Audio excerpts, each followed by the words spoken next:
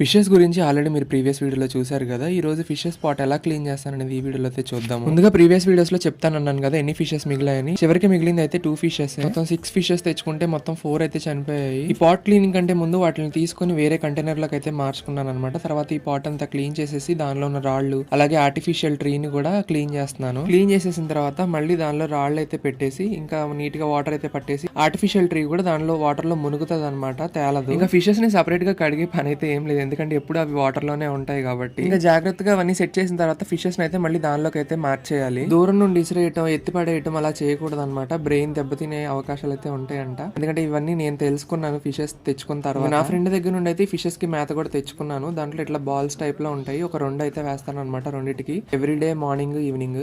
ఇక్కడ ఉన్న దానిలో ఒకటేమో గప్పీ ఫిష్, ఇంకొకటేమో మాలీ ఫిష్. వీటి జెండర్స్ ఏంటనైతే నాకు తెలియట్లేదు. తెలిస్తే కనుక ఖచ్చితంగా కామెంట్ చేయండి. Thank you so much for watching.